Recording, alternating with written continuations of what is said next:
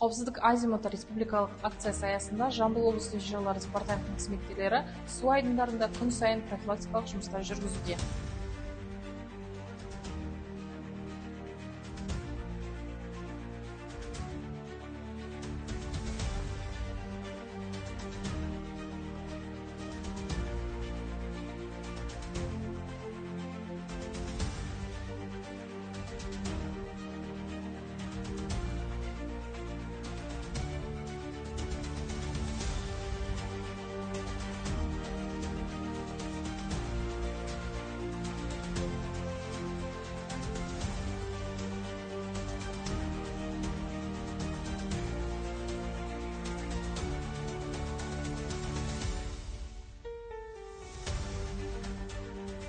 Қауіпсіздік азимуты.